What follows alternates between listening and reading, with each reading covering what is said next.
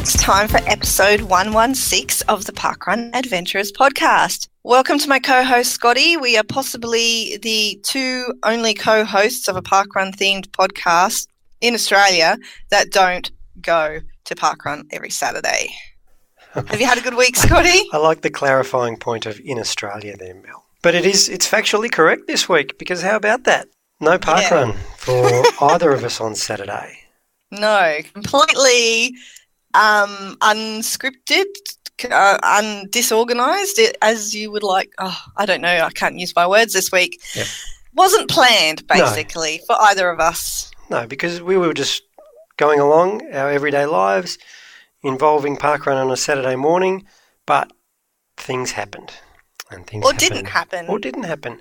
And we both missed it. So we won't go into the finer details of why we missed it. But how did you go? Because I know you missed it a few weeks ago, so it's almost becoming a habit for you now.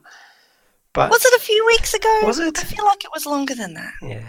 I wouldn't call it becoming a habit. But you know what? I survived. I know. It's amazing, isn't it? This week in particular, I expected, to be honest, I was a bit of a cranky pants all day on Saturday because it was not in my plan to miss parkrun that day. However, I had the benefit of attending a trial run for a different event on Sunday morning, so at least I got a bit of a parkrun fix on the weekend. And of course you had junior parkrun as well, but it's just one of those things that I was expecting the rest of my week to be out of whack, because that's being, still a little bit on maternity leave, only working part-time. I kind of still set my week by parkrun day, and then if I don't go to parkrun, it's like, well, what day of the week is it? Because I haven't been there. However, that hasn't happened this week. This week still has just moseyed on in the normal way, and parkrun's still going to happen next week. Hopefully I'll make it this time. How about you, Scotty? How did you fare? Well, yeah, I still got my parkrun fix. So it's an interesting conversation around balance and life balance. So I got junior parkrun fix on Sunday morning, but then we also had the longest run here on Sunday. So I got sort of my overdose of parkrun on Sunday morning. Did you do all 7 events? No, I didn't. No, because, of course, junior parkrun, the longest run started at 7, I think, here in Melbourne. We actually had 3 events going on in Melbourne this year, which is a far cry from, remember 2 years ago when we had our first one here in Melbourne and it was all new and it was exciting. We'd never done it before. 2 years on. And now you've got choices. Yeah, we've got 3 different longest runs happening. We've got one of the largest running group in Melbourne now organise a bus to go along, like a big bus, a proper bus, not just a minibus, like a proper bus. So that was awesome. Cool. Yeah, and then we all meet at the final event at Albert Park, which was great. But I had the dilemma on Saturday morning. So I was standing somewhere. I was 9 minutes away from a parkrun, and I had 15 minutes to spare. It was 7:45. And I had the dilemma, do I leave what I'm doing there and then? Do I go and visit this parkrun? And I chose to stay where I was. And it wasn't really a hard decision. So I think I'm getting the balance right, Mel. I think parkrun is not dominating my life as much as some people think it might, and maybe sometimes I do at times. Well, balance is very important. Yep. Yeah, and as you said, the world went on. My life didn't really change that much by missing a parkrun on Saturday morning. That's not to say I'm going to make a habit of it. I'm already looking forward to parkrun day this week. But we've been there, we've survived, we can move on with our lives. Yep. But can I touch on the longest run? Please do. Elaborate a bit. So this year I did 5. I walked the first one with my mate Rowan, who was organising them all. And I get back to Westerfolds after juniors, and I see Rowan there, and he's only in his pants and his jacket, and I go, "What's going on, mate? That's not your running gear." And this guy, this is one of our great volunteers who gave up his whole day to make sure that everybody else knew where they were going. He briefed everybody on the courses. There was commitment above and beyond. So I said, right, we're going to walk. So we walked around Westerfolds together, had a catch up, and then I ran the next 4. And I think that was good. I was done. Like 4's enough. 7. Some might argue that 4 is too many. Yeah, but it's an amazing concept that people that wouldn't normally run 35 kilometres in a day somehow managed to do it on the longest run by breaking it up and turning the day into almost a 12-hour day. In parkrun bite sizes. Yeah. But then when you add it up... Well, parkrun-sized bites, that makes more sense. Yeah.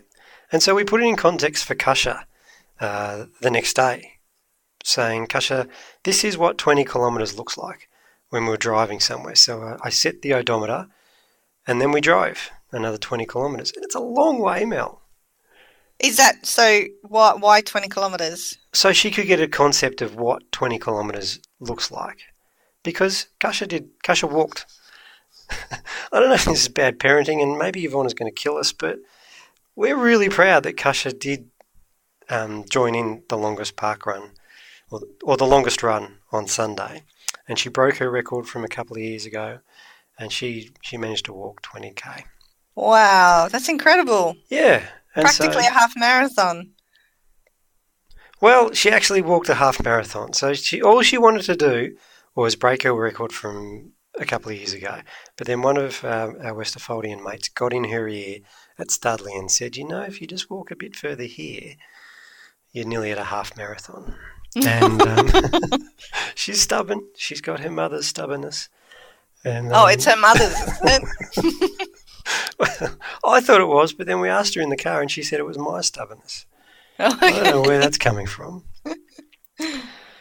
But anyway, that's another issue. But just 20 kilometres is just a long way. And people did that over the space of a day, and some people did more. And the human body and the human mind, it's very impressive at times. It is. Yeah. And longest run is great fun for a lot of adventurers, and we've still got more coming up because they're not all on the same week this year, so there's some still happening.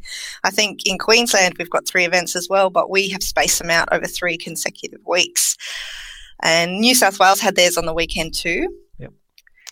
Which I believe was fun for all. A lot of adventurers that we met at the listeners meetup were along to that one, so that was pretty cool. Yeah, and I think we took advantage of the long weekend. So as usual, Queensland's out of step with the rest of the country.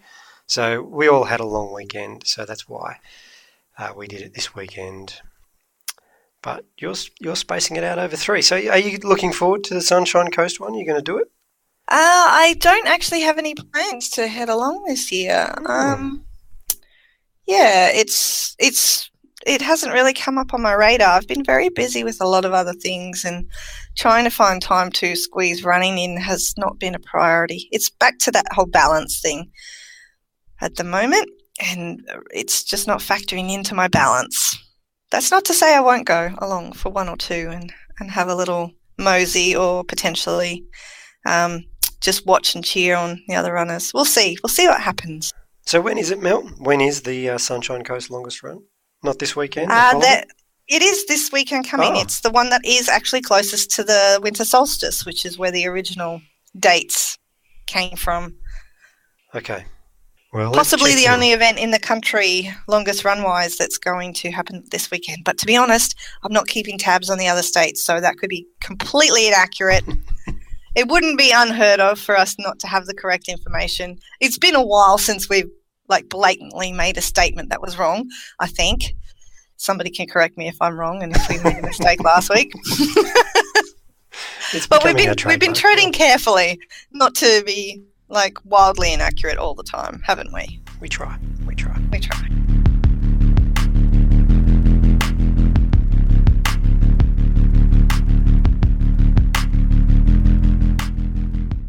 We have got what I would term a super adventurer on the show, just about to join us. I met her in person when I was in Malaysia. She was at the launch of Taman Pudu Ulu.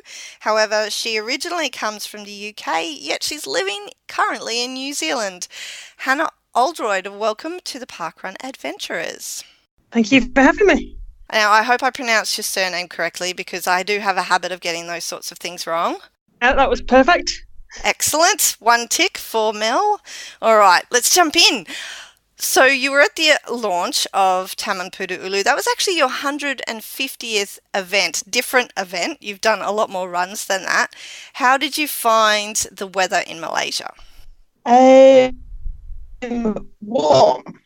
Although I live in Newland, it had been kind of warm and getting colder, but yeah, the heat in Malaysia and the humidity was unreal. That's the warmest I've ever run a parkrun, I think. How did you end up at Taman Pudu Ulu, Hannah? Living in New Zealand, being from UK, was it a stopover, or how did you end up there?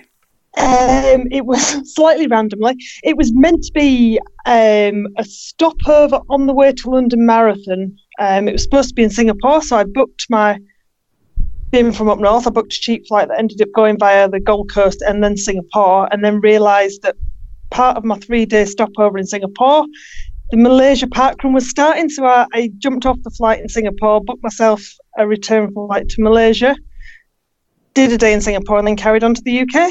So slightly randomly. And you were heading over for the London Marathon. I know you're quite the accomplished runner. How did you go in London? Not too bad. I ran what was a PB for me at the time, so I can't complain. But I guess I had the advantage of training in the heat, so everybody who struggled in the heat, I wasn't too bad. So I was over the moon with the run, and it's great for the beer drinking afterwards. So it was fun. You say the beer drink afterwards, but my understanding is that you also tend to have a beer drink beforehand, or at least the night beforehand. You're not a conventional, or I should say you don't have a conventional diet of somebody who is as super fast as you are. What does consist of your diet, Hannah? Oh, beer, biscuits, crisps, chocolate, and eggs is probably most of it. My diet is atrocious. So the route to the UK was basically finding a different sort of Guinness to drink, Gold Coast, Singapore, Malaysia, and then on the way there. So yeah, nothing special. Nothing special. There would be a lot of people that are very jealous that you can run as fast as you do with that kind of diet. Would you attribute some of your performance to your diet? Or is it all training and natural talent? There's not the best training. I don't think there's any natural talent because I don't have any running genes whatsoever, so it must be the beer. But all the old guys in the 80s relied on beer to run, so I guess that's it. Okay, Hannah, let's take it back. Mel's mentioned you've done 300 park runs. How did you get involved in parkrun? Because were you a runner 300 park runs ago? No, not at all. I actually saw a poster in my local swimming pool gym for Bradford Parkrun, which at the time I think was about 12 events old. My friend had asked me to go do, I think it was Paris half marathon with her, so I thought I'd better get my backside in gear and do some training. So I was running on the treadmill. And yeah, I saw a sign for it and then signed up and went along. I did sort of 2 in the first year, then spent my life getting injured and didn't really do a great deal. So it took me about 3 or 4 years to get to 50 parkruns. But yeah, I was never a runner, never intended to be. But you've obviously evolved to be quite a runner now. I was looking at your parkrun times, and you're getting quicker and quicker every year. So is parkrun contributing to you becoming a faster runner? Would you consider yourself a runner now? More of a drinker than a runner, but I guess I'm more of a runner than I used to be. But I think, yeah, parkrun's a massive part of it. I mean, a free 5k time trial every week. I don't call it a race, even though it kind of is. But yeah, definitely, that's the only bit of speed work I do every week. So yeah, definitely a huge part of it. And you always treat parkrun as speed work specifically, or do you ever just have a casual jog? I guess it depends. There's quite a few recent ones where I've ended up trying to kind of reel it back in a bit. The day before a marathon, I'll try and do a steady parkrun, or I did the Highgate night of the 10,000, which might not mean anything to you, a few Saturdays ago. So I ran fairly steadily in the morning and tried to save myself from the race. But yeah, usually it'll be a case of run as fast as I can, race whoever's there. And how early on in your parkrun experience did you get the taste for adventure and start travelling around to different events? It was probably after we had a group of us went to Dublin and did Malahide Parkrun, which was the first parkrun in Ireland. And after that, it was like, there's more than just the UK out here. So it was probably then, which was January 2013. So at the time, there was a group of us, and then myself and Steve Darby basically travelled for about 4.5 years. We've been all over the world and done parkruns. Hannah, before Mel's gone off on the parkrun tangent, you touched on Night of the 10,000 PBs. Now, listeners of the Marathon Talk podcast would be familiar with that, but can you explain to our listeners who aren't familiar what that is? Because I reckon it sounds like a cracker. It's absolutely awesome, which also involved me missing my parkrun in Finland to book a flight early to get back for. But anyway, that's another story. It's basically a night of 10,000 metre track races at Parliament Hill in London. 10,000 metre races, but then you've got what we call the Lane 3 Beer and Cheer, which is the entire crowd stands in Lane 3 and basically drinks till they're absolutely hammered and cheer all the runners on. So by the end of the night, there was probably 2,000 or 3,000 people there watching. The atmosphere was absolutely incredible. So I'm picturing it, you're running around on a track, and so every time you go down the home straight, you're running past a couple of hundred people who are essentially drunk by the end of the night. By the end of that, I don't think too many people were drunk when I ran, because I ran in one of the very early heats because I'm far too slow for that sort of stuff. So they have a tent on each side. One side selling beer, the other one's just ran with people, and then for the later race there was actually a bridge over where the finish line is as well, so there was people stood on the bridge cheering. It's just, if you've never experienced it, it's free to go watch. Just go, it's amazing. It's the end of May every year. After you did your heat, Hannah, did you join the people in Lane 3 and get yourself a Guinness? I didn't get Guinness. I was handed a Whitstable Bay Pale Ale as I finished, pretty much. So I drank that. Given that by a guy I met at Copenhagen Marathon who was there watching his training group. And then the London Pride was £3 a can, so we had quite a few of those. But yeah, no Guinness. Ben Pochi needs to up his game for next year and get some Guinness on hand. So I want to go back to you skipped doing parkrun in a different country to get back in time for that. So that sort of tells us how important the event was, I guess. But explain to me how that all happens. So I was heading to the UK for about 6 weeks, and I'd kind of decided there was a few other countries I really wanted to do parkrun and hadn't had a chance before, or that started up after I moved out to New Zealand. Finland was one of them. So I landed in Tampere on the Thursday, spent a couple of days there thinking, I entered this night at the 10,000 months ago, and there's people who had seen my name on the start list saying, are you doing it? And I'm like, no, I can't get back in time.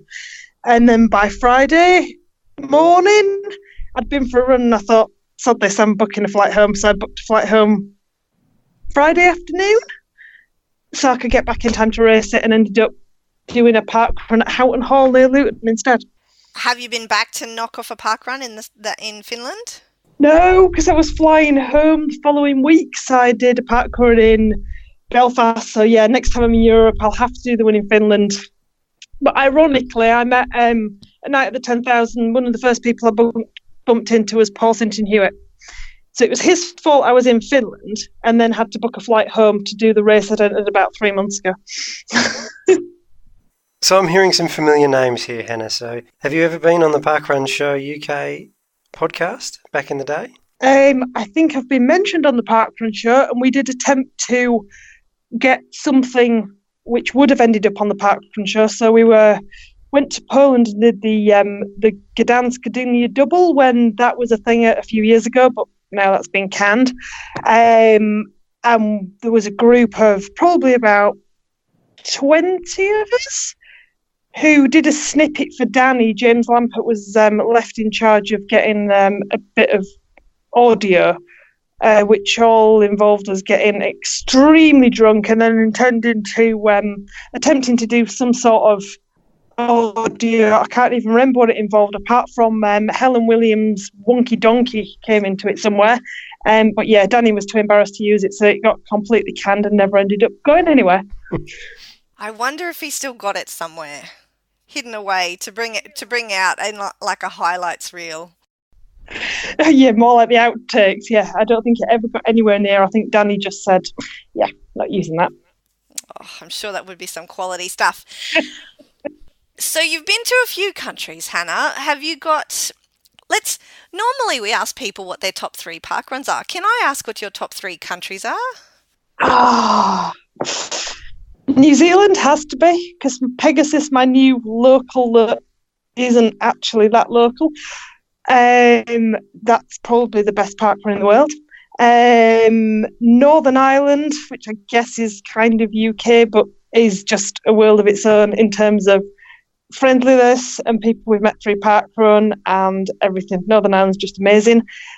And I guess Malaysia, because it was just awesome to be part of that first event, and just randomly finding out about it the week before and booking the flight was just because I could, and it was cheap. So yeah, they have to be the top 3.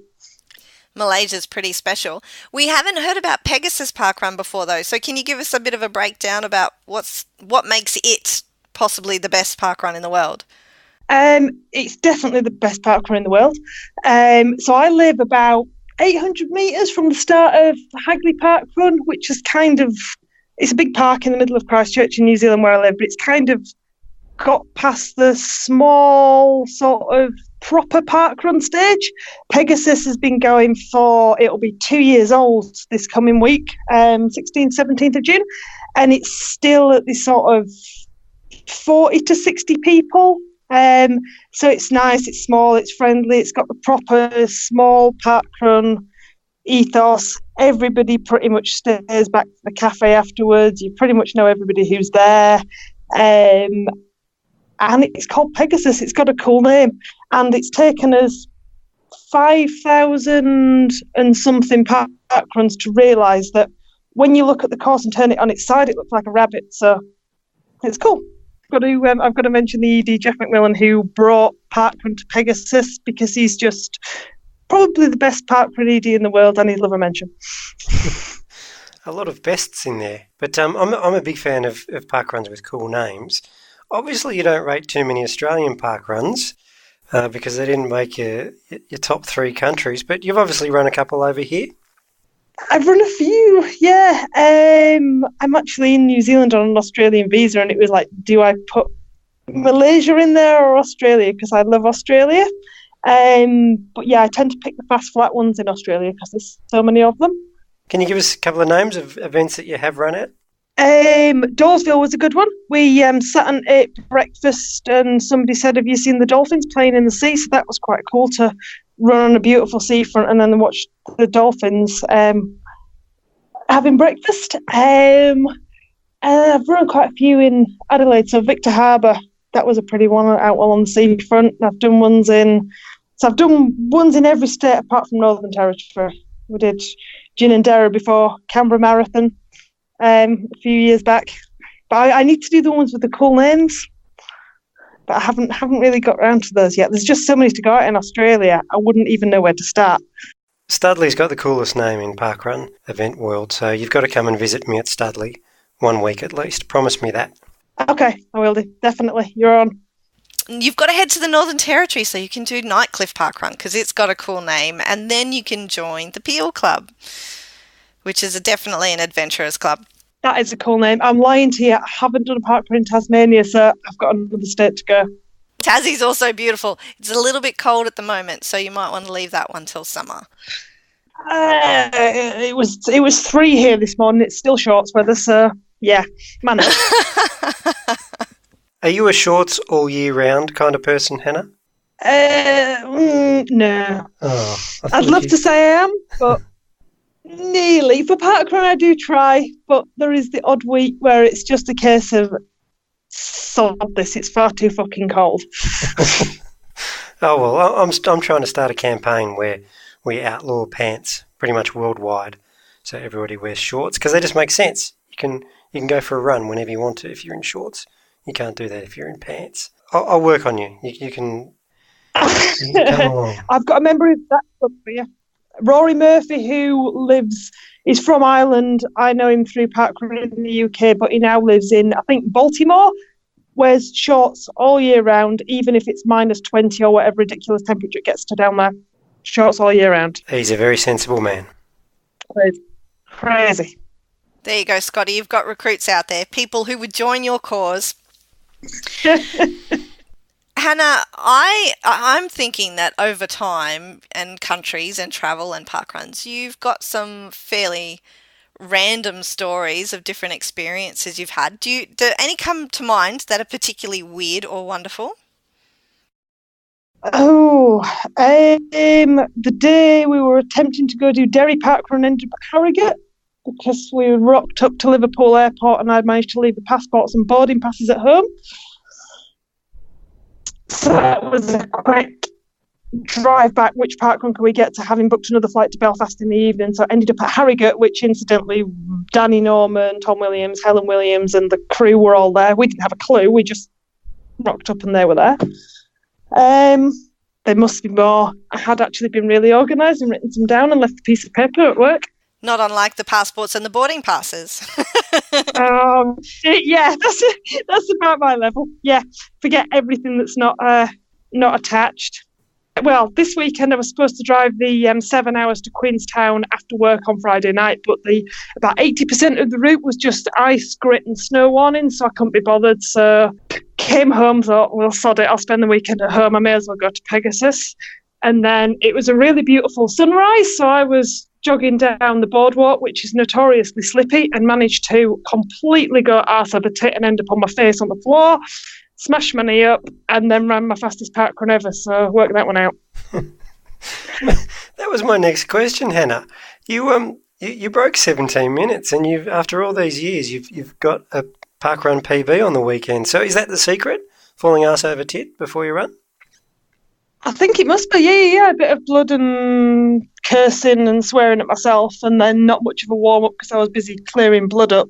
Yeah, pretty much, I'd have said. Or I don't really do any speed work, although I've done a little bit more in the last 2 months than I would have done previously, but... Okay, well, I'm good at that, so I might give that a try, Mel. All these years of training hard and stretching and doing warm-ups, all I needed to do was fall over. Injure yourself. It might help if you knock out a super fast marathon the week before, perhaps.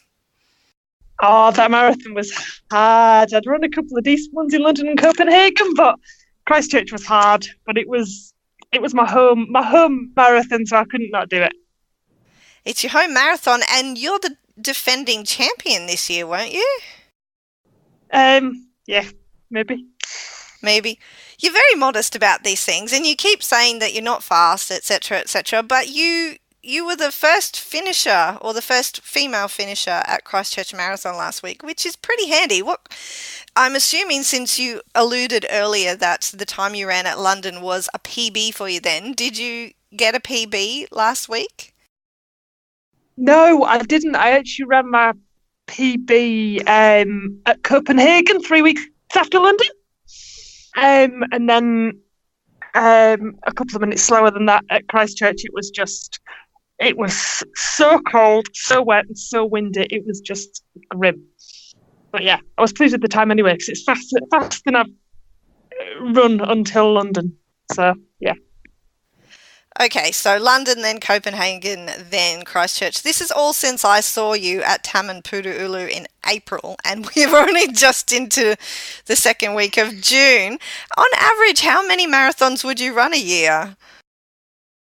Oh, well, I think I've done 11 in a year. My most. I'd usually run, I don't know, maybe 6 or 7. I'm trying to take somebody's advice and be sensible this year, but it's really hard. I think I'm on 4 so far, and I've got a few more entered. Any in Australia? No, well, yes, actually, I'm lying. Yes, I've got Kangaroo Island entered again in September, but at the minute I've got no leave left at work, so the answer is no, you can't go. So I'm working on that one. All right. Well, Scotty's working up to doing a marathon this year as well. He's been training for quite some time, and we're supposed to ask him how his training's going all the time. But instead of asking him this week, I think we need to ask you what tips you would give him to help him with his marathon times and training. Drink more Guinness is probably the only one I can give. I know absolutely nothing about sensible training or marathon training or nutrition or anything. So just run lots of miles and drink lots of Guinness. Okay, that's different advice. It's advice I haven't had up to this point. And I've got to admit, Hannah, I don't really like Guinness. So don't judge me too harshly, but maybe I'll give it a try. Yeah, but it's better than crappy Aussie beer. Well, this is true. I don't like that either. So, but in the pursuit of a marathon PB, I might have to sacrifice my taste buds for that. Don't tell me you're a wine drinker. No, my body is my temple, Hannah. Oh dear. Anyway, it's been great hearing about your pursuits in Parkrun World and winning Marathon World. Thanks for joining us on the Parkrun Adventurers and sharing all your tales with us. Thank you very much for having me.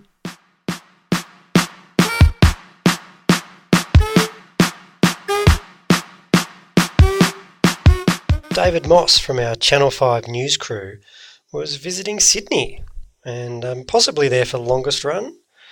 I'm not sure, but he was definitely there for Lawson Parkrun on Saturday and sent us a couple of reports, and he caught up with Kai. Guy's Kai. So take it away. Kai, thank you for today's run. It was cool, but everything's worked out well. It has. Would you like to describe to the listeners just what the course is like? So we're a bit special up here because we're all on trail. We have a creek crossing, which varies in its depth, but there are stepping stones for the creek. We have our lovely Hill of Awesomeness, which goes on a little bit. It goes on quite a way, yes. Yes. And then, up the hill, and then we have a couple of little turnaround spots up there as well. But yeah, it's a pretty good course, quite different from some other park runs. So how deep does the creek get? After lots of rain, it probably gets to about 25 centimetres. Yep, okay. That's probably the deepest it goes. So it's a good gumboot course. Yes. Okay, beautiful. And your entire family is involved in this, I gather? My entire family, except my eldest son, who's never done a park run, but all my other family. My husband's timekeeper today. My youngest son is up on the top of the hill doing marshalling up there, and my middle son is normally the tail today on a normal day. So, so the whole family, and my auntie is quite often here marshalling as well. So, very good. It's very much a family affair for us. Is it the Porritt family? It is the Porritt family. Very yes. nice. Yes. And what got you into parkrun? So I started parkrun a number of years ago when I was visiting my parents in the UK just for a holiday, and I heard about this run up the road from them at Medina on the Isle of Wight in the UK. Popped along and just found this phenomenal, amazing thing happening, just literally 5 minutes up the road from my mum and dad, and got involved there. And then when parkrun came over to Australia a few years ago, I did Penrith, was the first one in our area.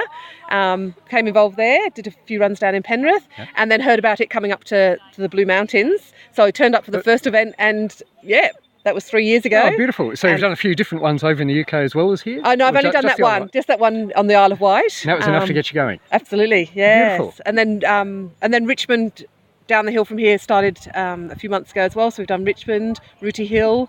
So we've got a few in our area, but Lawson's the special one. Lawson is. I imagine here it goes from being very hot to very cold. Yes, so it's a bit chilly this morning, as you probably noticed, and we've got rain just pending at the moment.